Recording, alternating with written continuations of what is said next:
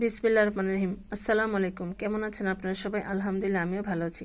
আজকে আপনাদের মাঝে আমি নিয়ে আসছি আলুর মেয়োনেজের রেসিপি। আমাদের আলুর মেয়োনেজ তৈরি করতে আমাদের যা যা লাগবে, এখানে আমি দুটো আলু বয়েল করে রাখা, আলু সেদ্ধ করা, আমি এখানে সেদ্ধ করে এটাকে ভাবে কেটে নিয়েছি পাতলা পাতলা করে, যেন এটাকে ব্লেন্ড করতে সুবিধা হয়। আর তার সাথে লাগবে এখানে পরিমাণ মতন সয়াবিন তেল, টমেটো সস, আর লাগবে এখানে দুটো ফালি করে রাখা লেবু আছে, আমি এটা রস করে নেব। চিলি ফ্লেক্স লাগবে সামান্য করে, স্বাদ মতো লবণ নেওয়া আছে, চিনি নেওয়া আছে পরিমাপ করে, কালো গোলমরিচের গুঁড়া আছে, আপনারা চাইলে সাদাটাও দিয়ে নিতে পারেন। আমার এখানে তেলে নেওয়া গোলমরিচের গুঁড়াটা আছে। আর এখানে দুটো রসুন এরকম পাতলা করে কেটে নিয়েছি। আর লাগবে এখানে একটা ডিম পোচ করে রাখা, আমি এখানে ডিমটাকে হাফ বয়েল করে পোচ করে নিয়েছি। আপনারা চাইলে সেদ্ধ ডিমটাও এর মধ্যে দিয়ে নিতে পারেন। প্রথমে আমি যা করব, আমি এখানে একটা ব্লেন্ডার জার নিয়ে নিয়েছি। এর মধ্যে আমি প্রথমে যে বয়েল করে রাখা আলুগুলো আছে সেটা এর মধ্যে দিয়ে দিচ্ছি। বিসমিল্লাহির রহমানির রহিম দিয়ে দিলাম। তার সাথে যে চিলি ফ্লেক্স আছে সেটাও দিয়ে দিচ্ছি, লবণ দিয়ে দিচ্ছি পরিমাণ করে নেওয়ার সময়। আমার সব পরিমাণ করে নেওয়া আছে, আপনার চাইলে বেশি করে নিলে পরিমাণ করে নিয়ে নেবেন।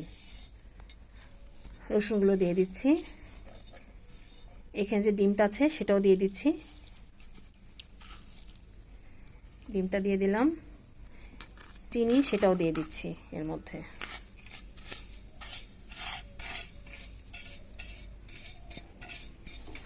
আমাদের যে লেবুটা আছে সেটা দিয়ে দিচ্ছি, এভাবে রস করে দিয়ে দিতে হবে। আমাদের রসগুলো নেওয়া হয়ে গেছে। এখন আমি পরিমাণ করে এর মধ্যে সয়াবিন তেলটা দিয়ে দিব, সামান্য করে সয়াবিন তেল দিয়ে দিচ্ছি। আমি এখানে ডিম পোস্টটা দিয়েছি, আপনারা চাইলে সিদ্ধ করা ডিমটাও দিয়ে নিতে পারেন। এখানে দিয়ে দিলাম পরিমাণ করে। আর চাইলে আপনারা গুঁড়ো দুধটাও দিয়ে নিতে পারেন, আমি এখানে গুঁড়ো দুধ বা কোনো দুধ ব্যবহার করছি না। এখানে কিছু পরিমাণ বেশি করে সস দিয়ে দিয়েছি। এখন আমি এটাকে ভালোভাবে ব্লেন্ড করে নিব, মুখটা লাগিয়ে নেই। তাহলে আমরা এটাকে ব্লেন্ড করে নেই। আমাদের সসটি প্রায় রেডি। এই যে দেখুন মাশাআল্লাহ করে কতটা ঘন হয়েছে, অনেকটাই ঘন হয়েছে। এই যে দেখুন, আপনাদেরকে বেড়ে দেখাচ্ছি। তৈরি হয়ে গেল আমাদের আলুর মেয়োনেজ রেসিপি। মাশাআল্লাহ আলহামদুলিল্লাহ, দেখুন অনেকটাই ঘন হয়েছে। এখন যেহেতু রমজান মাস চলছে, আপনারা চাইলে ইফতারির মাঝে এই সসটা রাখতে পারেন, কোনো রকম ফ্যাট নেই। মাশাআল্লাহ অনেকটাই মজা, আপনারা না তৈরি করলে বুঝতে পারবেন না। তো আমার এই আলুর মেয়োনেজের রেসিপিটা আপনাদের কাছে কেমন লেগেছে আমাদেরকে অবশ্যই কমেন্টে জানাবেন। আর আমার জন্য দোয়া করবেন, আমি যেন আপনাদের মাঝে রেসিপি নিয়ে আসতে পারি।